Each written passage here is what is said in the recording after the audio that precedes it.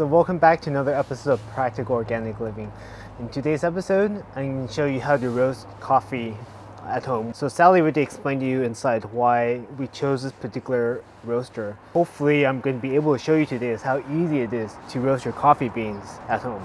So there's two components to the roaster. There's this portion, which is the cooling portion of the roaster, because you're going to want to cool your beans after you roast them. And this here is the actual roaster itself. So the first thing you want to do is to plug this into a power source. The next thing you're going to want to do is flip the switch from off to on. And then the next step is to preheat your roaster to 250 degrees Celsius.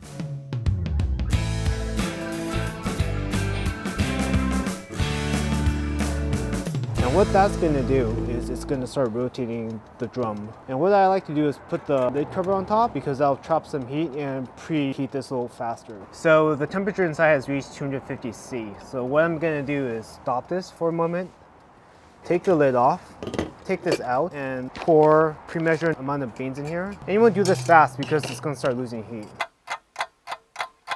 So when you're roasting the coffee, the basic rule of thumb is that you want it to reach the high temperature as quickly as possible. So I've set this at the highest roasting setting. And while the beans are roasting, let me talk to you about the different roasting levels and how you know when your coffee is done. In coffee roaster language, there are a couple different levels of roasting. So normally when we roast coffee, we actually only roast it to city level, because anything longer than that, you really start to burn away the delicate floral notes of the coffee that you roast at home. Basically, all you have to know is that a city roast just means that the beans will have finished first crack. The first crack will be very obvious because you can actually hear the first crack.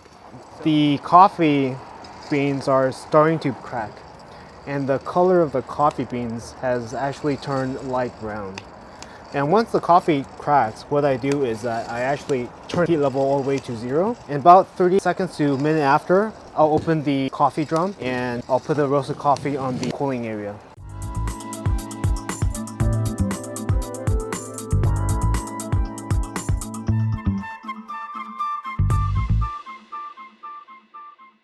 So it took me less than 10 minutes to roast a week's worth of coffee. And this is what the coffee looks like.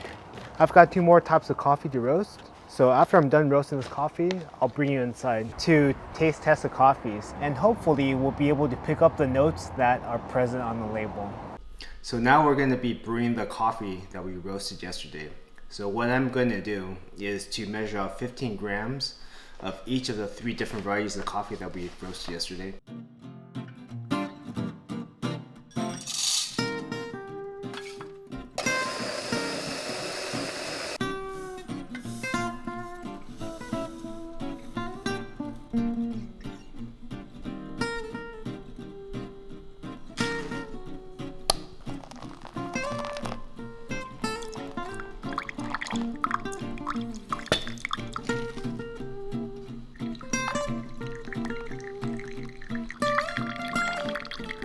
So we finished brewing the 3 different coffees, and now it's time to taste test these 3 different coffees. So we're going to taste one right now.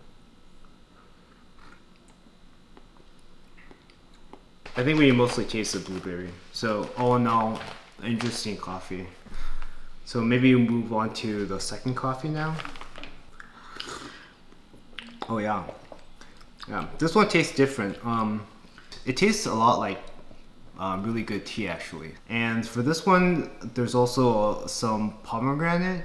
It's a little more subtle. I think the tea flavor is a little bit more pronounced, but this flavor profile is very much different from this flavor profile. So I think like to get the other stone fruit flavors, we might need to roast this a little longer. That's what I think. But that's one of the cool parts about roasting at home. So if you want to bring out different flavor profiles, you can roast longer or light or not as long depending on what you want to taste. So why don't we move on to the third coffee now and see what we pick up. This one's very different. Oh yeah. I think it's fig. I think it's a fig that I taste. Mm-hmm. So the second one is more like a brisk tea. A third one is more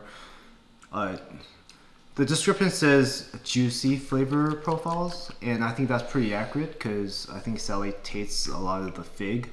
I get a lot of the, I think, blackberry aspect to it. So this one's also one that you might want to consider roasting a bit longer because you do pick up a lot of the bolder dark berry type of flavors. So this one's also very good.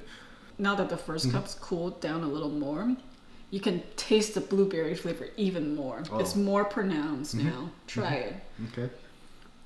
That's pretty much all I taste. It's the Oh, blueberry. yeah.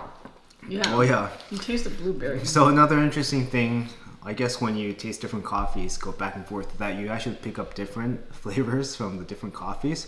So another thing to remember is that as the coffee cools down, you'll pick up different flavor profiles. So now that the first one has cooled down, like Sally said, this tastes almost like blueberry juice. So hopefully this episode has shown you how easy it is to roast your own coffee at home, and also how fun it is to try all these different types of coffees. So now we're just going to enjoy our pastry with coffee that Gordon brewed. We'll see you next time. Bye. Bye.